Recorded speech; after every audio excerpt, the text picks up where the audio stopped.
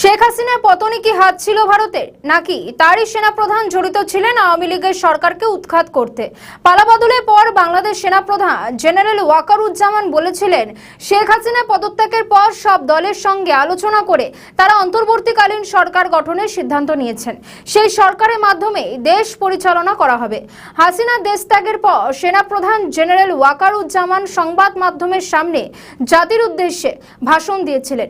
প্রধানমন্ত্রীর পদ থেকে হাসিনার ইস্তফার কথা জানিয়ে তিনি বলেছিলেন, আমাদের নতুন পেজ সাবস্ক্রাইব করুন আরও বাংলাদেশের খবর পেতে।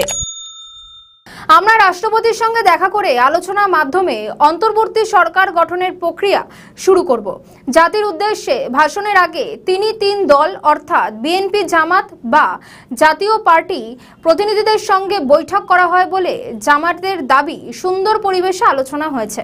দুর্নীতির মামলার সাজাপ্রাপ্ত প্রাক্তন প্রধানমন্ত্রী তথা বিএনপি চেয়ারপারসন খালেদা জিয়াকে মুক্তি দিয়ে বিদেশে তার সুচিকিৎসার ব্যবস্থা করা হবে বলে সে সময় জানান সেনাপ্রধান জেনারেল ওয়াকারুজ্জামান।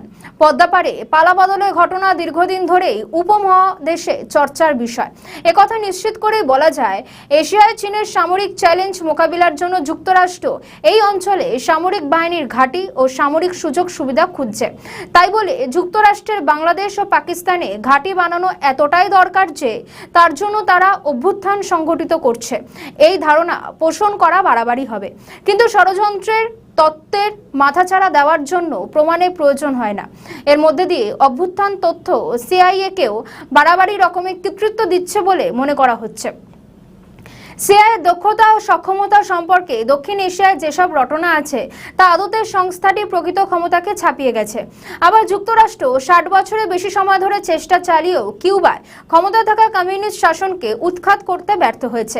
এই দুটো দেশই বলা যায় আমেরিকার একেবারে বাড়ির উঠোনে। দক্ষিণ এশিয়ার শাসকেরা যখনই তাদের অন্দরমহলের সংকটে পড়েছেন তখনই তারা বিদেশি হাত তত্ত্বের আশ্রয় নিয়েছেন।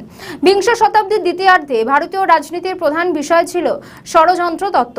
ইন্দিরা গান্ধী তার কর্তৃত্ববাদী শাসন চালানোর সময় যখনই কোনো প্রতিরোধ বা আন্দোলনের মুখে পড়েছেন তখনই তিনি তার জন্য বিদেশি হাত, বিশেষ করে সিআইএ-কে দায়ী করেছেন।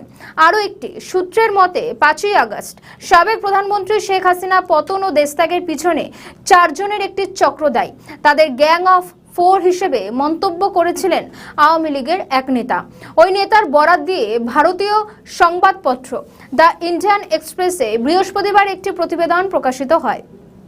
ওই নেতা বলেছেন, 4 জনের ওই চক্রটি শেখ হাসিনাকে দেশের বাস্তব অবস্থা থেকে দূরে সরিয়ে রেখেছিল। প্রতিবেদনে আওয়ামী লীগের আরও কয়েকজন নেতারও বক্তব্য রয়েছে। শেখ হাসিনার দেশ ছাড়ার সিদ্ধান্ত তার মন্ত্রিসভার সদস্য, এমনকি ঘনিষ্ঠ সহযোগীদেরও পুরোপুরি অবাক করেছে বলে জানিয়েছিলেন আওয়ামী লীগের একাধিক নেতা। তাদের একজন বলেন, আমরা টেলিভিশনে খবর থেকে হাসিনার দেশত্যাগের খবর জানতে পারি।